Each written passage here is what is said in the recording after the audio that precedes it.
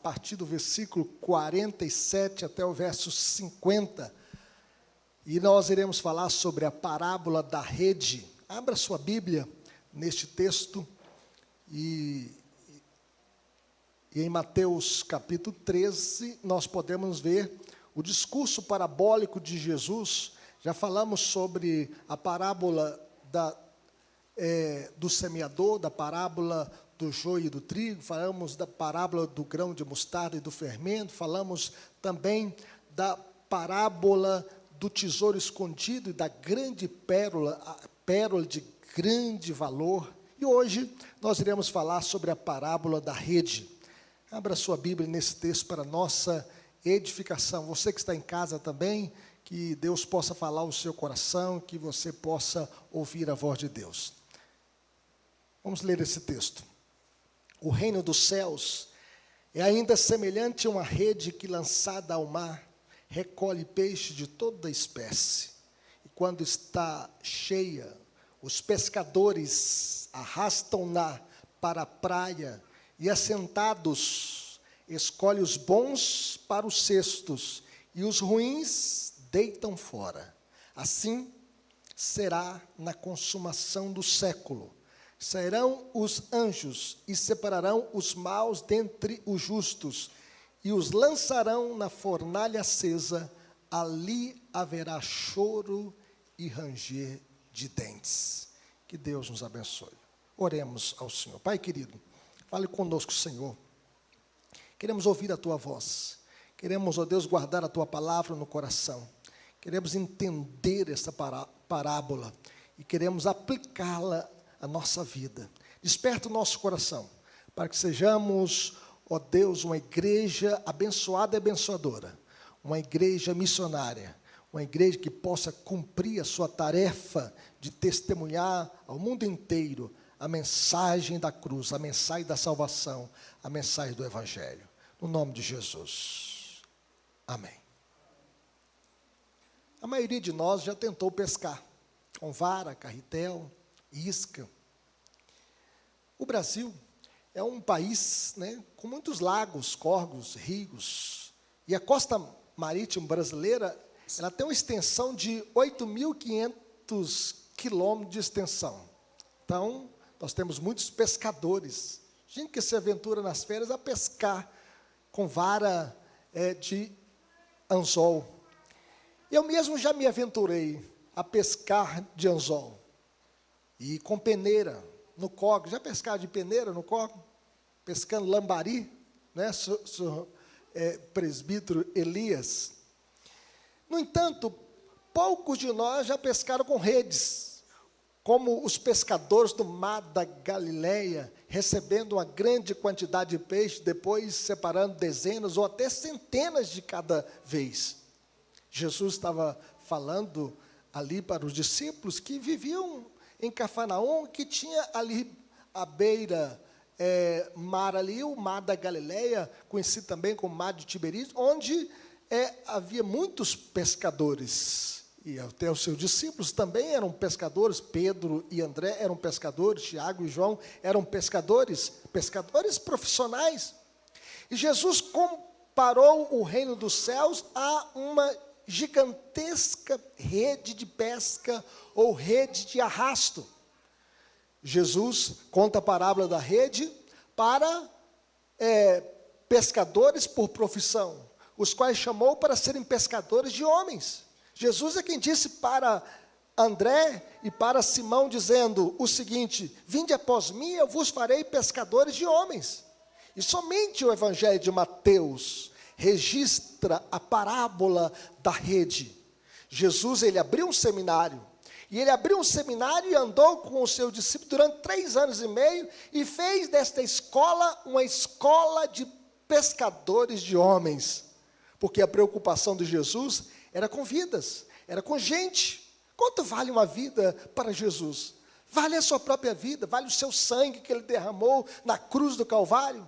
Quanto vale uma vida para Satanás? Não vale nada, porque ele veio para roubar, matar e destruir. Ele quer destruir famílias, jovens, sonhos.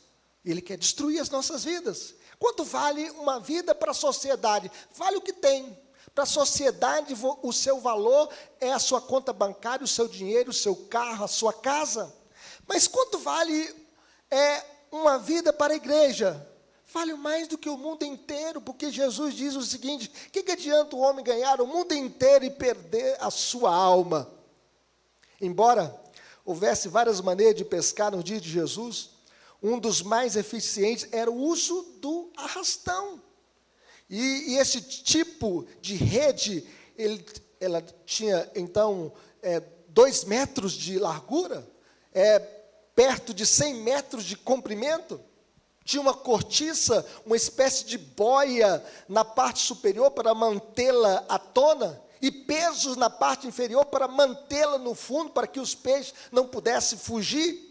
Às vezes, os pescadores fixavam uma das extremidades da rede na praia, enquanto o barco puxava, então, esta rede, fazendo uma curva e trazendo a rede de volta para a praia, tentando pescar e arrastar uma grande quantidade de peixes. Outras vezes saíram 2 barcos da praia, formando um semicírculo com a rede, e juntos os homens a puxavam para apanhar os peixes e juntá-los nos barcos. O uso do arrastão exigia a força de pelo menos 6 homens ou mais. Enquanto uns remavam, outros lançavam ou puxavam a rede, e outros ainda batiam na água para guiar os peixes, para que eles pudessem ficar encurralados e entrar na rede, e os homens então pudessem pescá-los. Pescadores experimentados, eles procuravam localizar um bom cardume. Antes de começar a pescar, eles observavam o movimento das águas, aquele cardume de peixe ali, para que eles pudessem lançar a rede e pescá-los. Mas uma vez lançada a rede, os homens puxavam todos os peixes apanhados por ela. Obviamente, os peixes estavam misturados, pois não podiam selecioná-los enquanto pescavam. A rede apanhava peixes próprios e impróprios para o consumo, os bons e os ruins. Peixes de todos os tipos e tamanhos se debatiam ao serem puxados para a praia. Eu não sei se você já viu uma pescaria assim de rede. Os peixes pulam, saltam, alguns saltam sobre a rede, tentando fugir dos pescadores. Muitas espécies eram consideradas impuras de acordo com as normas de alimentação dos judeus. Isso está escrito na lei, em Levítico. Peixes sem barbatanas e sem escamas, eles não podiam ser comidos, eles tinham que ser lançados de volta à água. Os pequenos também eram abandonados. Somente os peixes em condição de serem negociados seriam apanhados e colocados em recipientes adequados e vendidos no mercado da época. A classificação dos peixes, enfim, determinar o valor da pesca até a hora da escolha. Era impossível avaliar o lucro obtido. Na parábola da rede, meus irmãos, nós vemos o valor do reino de Deus para que os promovem. Vale toda a dedicação, pescam até que a rede encha. Somos os pescadores de vidas para o reino de Cristo, até a consumação do século, até a volta de Jesus. Enquanto Deus chama pessoas de todos os tipos para aceitar o Evangelho, as pessoas se respondem de várias maneiras. A rede arrasta de forma ampla, por meio do evangelismo pessoal, por meio de uma transmissão numa rádio, televisão, literatura, pregação, as mídias sociais, hoje chamada a rede mundial de computadores. Nós podemos usar essa ferramenta para evangelizar. Nós somos pescadores de vidas. Existem muitas pessoas que usam as redes sociais para tretas, para confusão, para brigas, para fofocas, para intriga, para fake news, para mentiras. No entanto, nem todos os que são atingidos pela mensagem se tornam crentes. Deus conhece os que lhe pertencem. E Ele vai separá-los em seu próprio tempo. A grande ideia dessa passagem, meus irmãos, é que o reino dos céus é como uma grande rede lançada ao mar, a fim de pescar almas até o fim do mundo. O reino de Deus é como uma grande rede lançada ao mar, para pescar almas até o fim do mundo. Aqui nós aprendemos, em primeiro lugar, meus irmãos, que a obra de Deus é grande. Vamos dizer isso comigo? A obra de Deus é grande. Veja o que diz o verso 47, vamos ler comigo? O reino dos céus é ainda semelhante a uma rede que, lançada ao mar, recolhe peixes, o quê? De toda espécie. É uma rede lançada ao mar. E a rede aqui significa missão, a mensagem de Jesus. Lançar a rede aqui é pregar o evangelho, é anunciar o evangelho. Através dos mensageiros de Jesus, que são colaboradores na construção e na expansão do reino de Deus, a rede é lançada ao mar dos povos, a fim de pescar almas para o reino de Deus, a fim de resgatá-los das garras de Satanás para Deus, da morte para a vida, das trevas para a luz. O mar são as pessoas. A missão da igreja é uma grande pescaria, é pescar com redes. Por isso, Jesus chega a dizer o seguinte: a seara, na verdade, é grande, mas os trabalhadores são poucos. Eu sempre digo que na igreja nós temos 3 tipos de crente: o crente que trabalha, o crente que não trabalha e o crente que dá trabalho. O Senhor Jesus disse que a seara é grande, mas os trabalhadores são poucos. Rogai ao Senhor da seara para que mande trabalhadores para a sua seara. Deus está chamando você para ser um pescador de almas, um pescador de vidas para Cristo. O campo é o mundo. Nós temos hoje, segundo a Organização Mundial das Nações Unidas, a Organização Nacional das Nações Unidas, ou melhor, a ONU, né? A Organização Nacional das Nações Unidas, e nós podemos perceber que nós temos 193 países. E nós temos países fechados para o evangelho no Oriente Médio. Nós temos um missionário, o nosso presbitério, na Malásia, pregando o evangelho. Ele não pode pregar na praça. Ele não pode colocar uma placa de igreja no local dizendo que ali tem uma igreja presbiteriana. Mas ele está ali pregando o evangelho, anunciando o evangelho da graça de Deus. O campo é o mundo. O Senhor Jesus diz: ide, portanto, fazei discípulos de todas as nações, batizando em nome do Pai, do Filho e do Espírito Santo, ensinando-os a guardar todas as coisas que vos tenho ordenado, e eis que estou convosco todos os dias, até a consumação dos séculos. O Senhor Jesus diz: ide por todo mundo e pregai o evangelho a toda criatura. Existem 2 bilhões de pessoas que nunca ouviram falar de João 3,16. Nós temos no mundo hoje mais de 8 bilhões de pessoas. A seara é grande. E nós temos, morrem por dia, 65 mil pessoas sem conhecer o evangelho. E nós devemos orar porque esta obra é grande. Nós não podemos ser omissos, nós não podemos recuar, nós devemos cumprir a nossa missão. Existem muitas pessoas que estão morrendo e indo direto para o inferno, sem conhecer o evangelho da graça de Deus. Por isso nós devemos pedir ao Senhor que o evangelho possa alcançar as nações, os povos, as casas, as famílias, e que vidas possam se render aos pés de Jesus. Mas em segundo lugar, nós aprendemos, meus irmãos, que a obra de Deus, a obra do reino de Deus, é um trabalho em equipe. Vamos dizer isso comigo? Que a obra do reino é um trabalho em equipe. Veja que o texto diz aqui, aí no versículo 48. E quando já está cheia, os pescadores arrastam-na para a praia.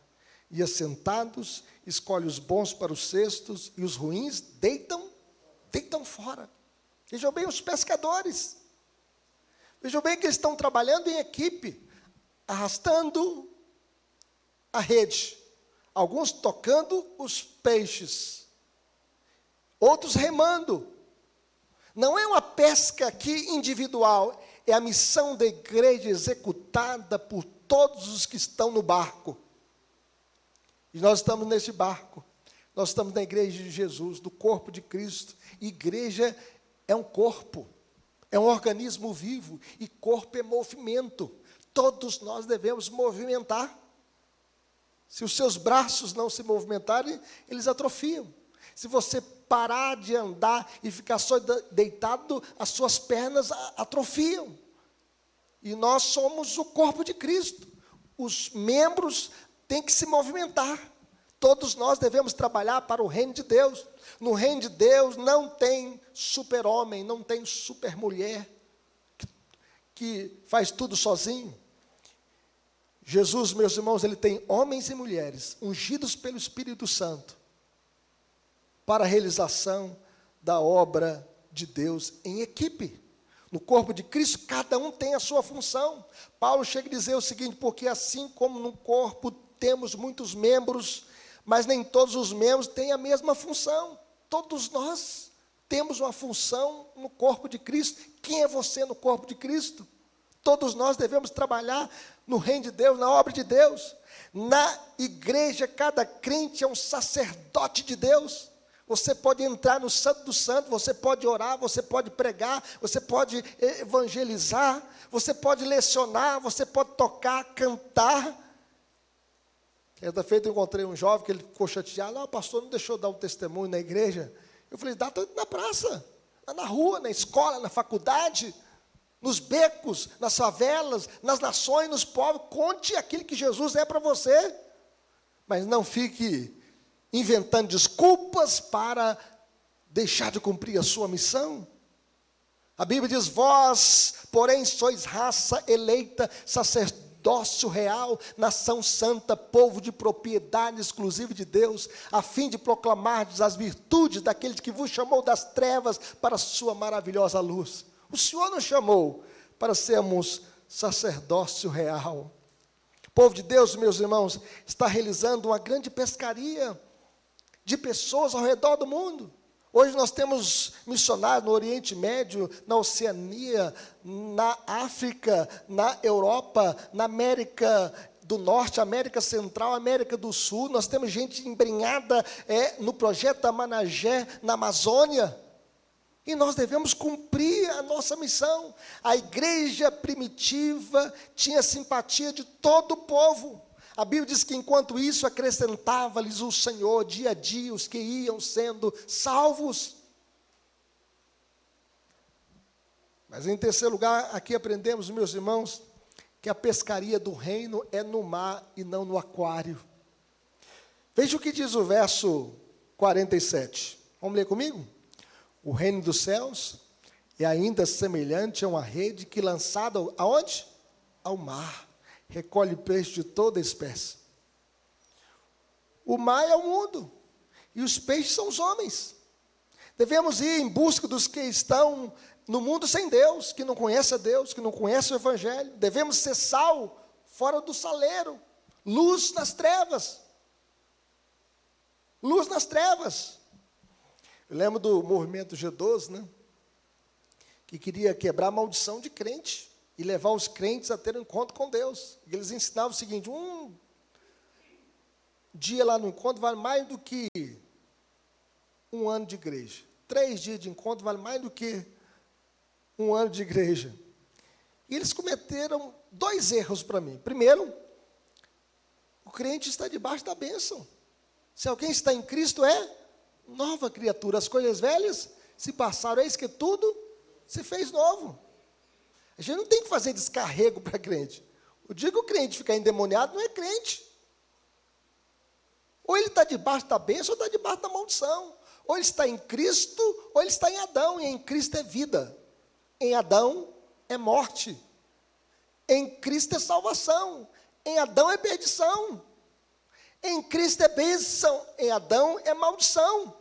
E é por isso, meus queridos irmãos, que nós devemos rejeitar tal movimento que queria quebrar a maldição de crente. O crente verdadeiro já teve um encontro com Deus, já conhece a Cristo, sabe quem é Jesus. Porque se ele não teve um encontro com Deus, ele não é crente. Os movimentos heréticos, meus irmãos, procuram pescar no aquário. A igreja de Deus busca os perdidos no mundo. Nós devemos ser sal da terra e luz do mundo. Cuidado com movimentos heréticos como os adventistas do sétimo dia, que querem judaizar a igreja ou ensinar que é Cristo mais a lei. É Cristo e mais nada. A lei é apenas um espelho para mostrar que nós somos pecadores, mas quem salva o pecador é Cristo. As testemunhas de Jeová que negam a divindade de Jesus, que diz que Jesus é apenas um homem, mas Jesus é Deus homem. Do princípio era o Verbo estava com Deus, e o Verbo era Deus, e o Verbo se fez carne, e habitou entre nós, cheio de graça e verdade, e vimos a sua glória, glória como do unigênito do Pai. Jesus é 100% Deus e 100% homem, em uma só pessoa para sempre. E o movimento que nega isso, nega a Bíblia. Os Mormons, que ensina a poligamia, que ensina também que o Espírito Santo é uma força, dizendo que o Espírito Santo não é uma pessoa, mas negar isso é negar a pessoa do Espírito Santo. O Espírito Santo fala, o Espírito Santo se entristece, o Espírito Santo pode ser apagado, o Espírito Santo, ele dirige, o Espírito Santo orienta, o Espírito Santo ilumina. O Espírito Santo não é uma força, um ser impessoal. O Espírito Santo é uma pessoa, e uma pessoa divina. E nós cremos na triunidade de Deus, o Deus Pai Criador, o Deus Filho Salvador e o Deus Espírito Santo Consolador. E negar a Trindade é negar a Bíblia. É negar o Deus que se revelou, um só Deus, em 3 pessoas, iguais em poder, honra e glória, da mesma substância. E negar isso é negar a revelação bíblica. Mas pastor, eu não entendo. Esse é o grande mistério da fé. O dia que nós entendermos Deus em toda a sua plenitude, nós seremos deuses. Deus, a Trindade não é contra a razão, ela está além da razão. Porque a nossa mente não pode conter, todo o conhecimento de Deus. Nós conhecemos a Deus, meus irmãos, é porque Ele tomou a iniciativa de se revelar. Mas vejam bem, e também de crentes que gostam de gerar divisão na igreja. A Bíblia chega a dizer: rogo-vos, irmãos, que noteis bem aqueles que provocam divisões e escândalos em desacordo com a doutrina que aprendestes. Afastai-vos deles, porque esses tais não servem a Cristo nosso Senhor, e sim a seu próprio ventre, e com suaves palavras e lisonjas enganam o coração dos incautos. Então aqueles que causam divisão também devem ser disciplinados. E se eles não se arrependerem dos seus pecados, diz o texto, afastai-vos deles. Mas em quarto lugar, meus irmãos, aqui aprendemos que o reino de Deus é dirigido a todos, sem discriminação. Veja o que diz o verso 47, a parte final, e o 48. Olha o que diz o texto. Recolhe peixe de toda espécie, e quando já está cheia, os pescadores arrastam-na para a praia, e assentados escolhem os bons para o cesto, e os ruins deitam fora. A Bíblia, meus irmãos, diz que a rede lançada ao mar recolhe peixes de toda espécie. Isso mostra-nos que o Evangelho deve ser pregado a todos. Nós não devemos fazer distinção de ninguém. Nós não podemos fazer acepção de pessoas. O apelo é dirigido a todos, sem discriminação. Jesus diz: vinde a mim todos os que estáis cansados e sobrecarregados, e eu vos aliviarei. Jesus diz: ide e pregai o Evangelho a toda a criatura. A graça de Deus, meus irmãos, busca a todos e é oferecida a todos. Por isso, todas as pessoas cabem na rede. A decisão sobre quem será salvo e quem será condenado é prerrogativa de Deus. O eleito de Deus não vem com a estrela na testa. Nós devemos pregar para todos. E quem crê e for batizado será salvo. A responsabilidade do crente é proclamar o evangelho do reino e não decidir quem entra e quem fica de fora. O nosso dever é pregar a todos, a nossa missão é proclamar a todos o evangelho da graça de Deus. Mas em quinto lugar, meus irmãos, na consumação do reino, os ímpios serão retirados da multidão dos justos. Então é Deus quem faz a separação. É Deus quem envia os seus anjos para separar os ímpios dos justos, os bons dos maus. E veja o que diz o verso 49 e 50. Vamos ler juntos esses dois versículos, todos juntos? Assim será na consumação do século. Sairão os anjos e separarão os maus dentre os justos e os lançarão na fornalha acesa. Ali haverá choro e ranger de dentes. E essas palavras, meus irmãos, são quase idênticas àquelas usadas por Jesus na parábola do joio no meio do trigo. No verso 40 até o 42, aí do capítulo 13, vê se coloca na tela aí, por favor. Mateus 13, 40 a 42. Vamos ler comigo? Pois assim como o joio é colhido e lançado ao fogo, assim será na consumação do século.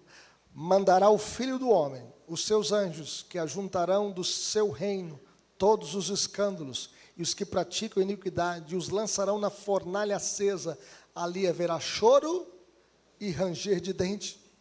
Então nós podemos perceber que esta consumação, ela se dará na segunda vinda de Jesus.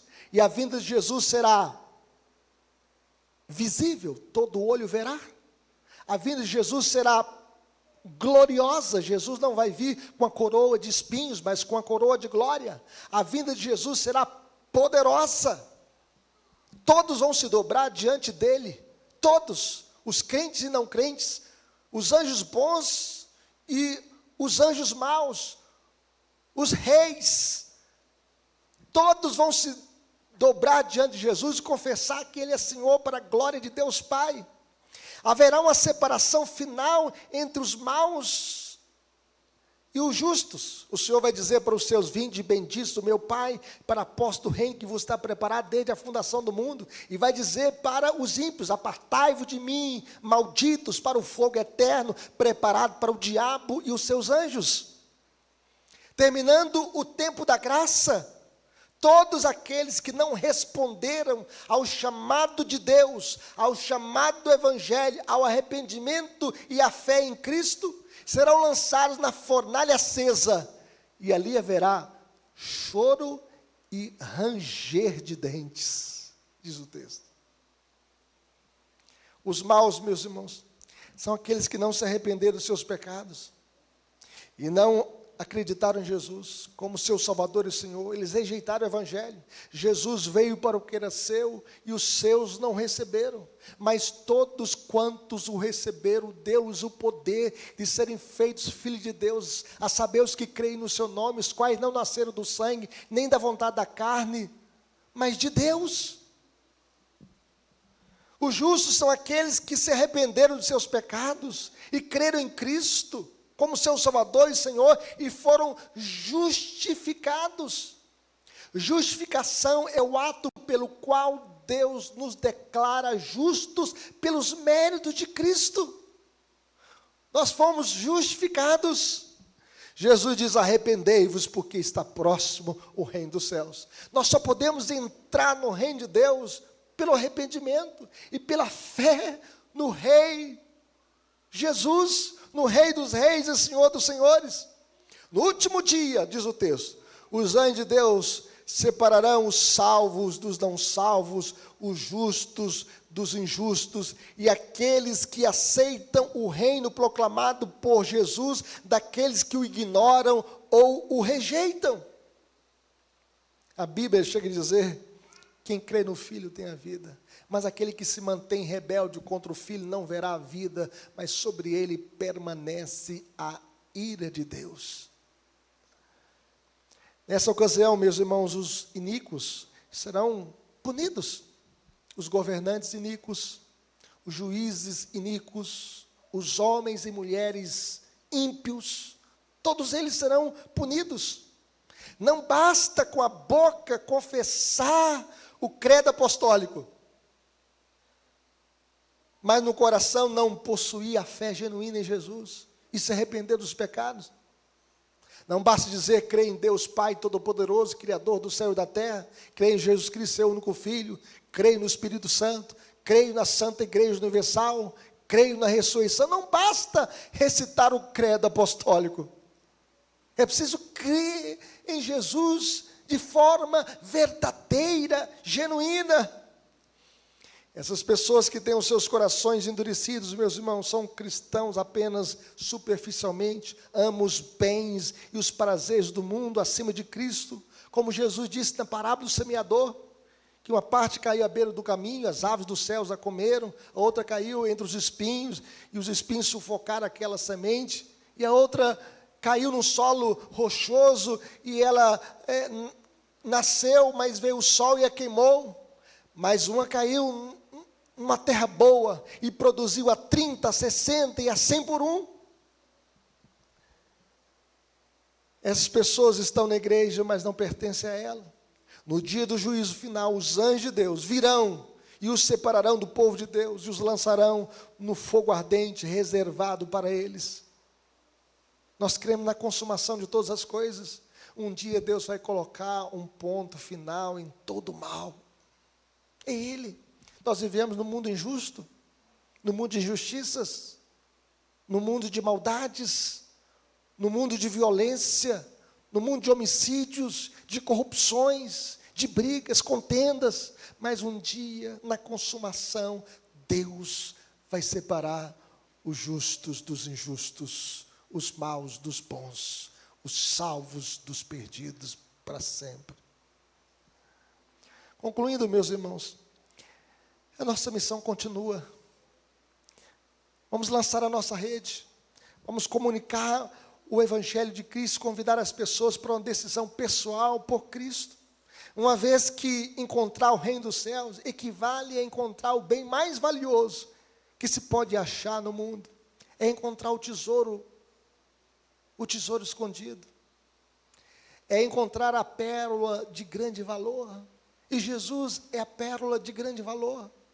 Nós encontramos este tesouro, nós encontramos essa joia, e nós não iremos trocar esta joia pelas bijuterias desta vida. Nós temos a melhor joia, a melhor riqueza. O reino de Deus está dentro de nós. O reino de Deus mudou o nosso coração. Jesus mudou a nossa história. Ele é o nosso maior tesouro. No entanto, negligenciá-lo é a maior tragédia da vida. Rejeitar esse reino, o reino de Cristo, é receber o julgamento de Deus, o juízo de Deus, a condenação do Senhor. Isso é a maior tragédia, quando a gente rejeita a pérola de grande valor. Aplicações para a nossa vida, meus irmãos: como viveremos? Cumprindo a nossa tarefa de testemunhar do Evangelho. O Evangelho é boa notícia. Lance a rede ao mar, pesque vidas para Deus, encha a rede de peixes, pregue sobre a fé em Cristo e o arrependimento para a vida. Lance a rede, pregue o Evangelho, ganhe vidas para o Senhor, leve vidas aos pés da cruz, porque aprove a Deus salvar os que creem pela loucura da pregação. Deus vai chamar os seus. Mas em segundo lugar, como viveremos? Aguardando com paciência a consumação de todas as coisas. Quem sabe a gente olha assim: Senhor, o mal está mais evidente do que o bem. Na consumação, todas as coisas serão reparadas e colocadas em ordem. O mundo parece que não está girando, está capotando, com tantas injustiças e maldade.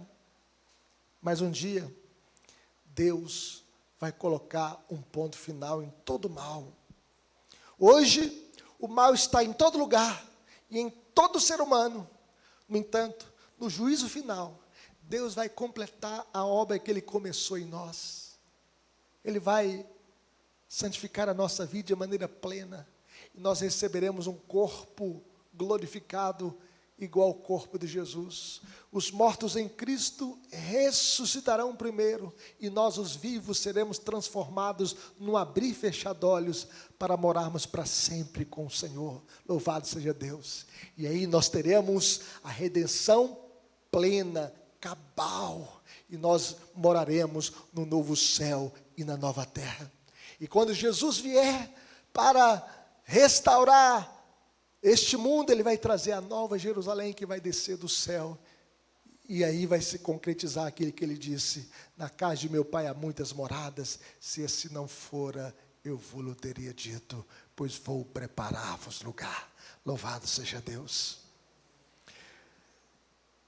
É confortador, meus irmãos, saber que o nosso juiz é o nosso Redentor. Os anjos de Deus separarão os maus dentre os justos e os lançarão na fornalha acesa. Ali haverá choro e ranger de dente.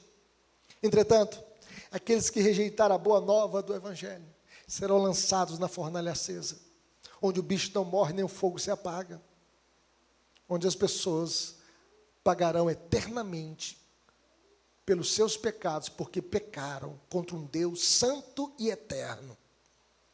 Em última análise, meus irmãos, Deus julgará entre o verdadeiro e o falso, o justo e o mau, o convertido e o não convertido.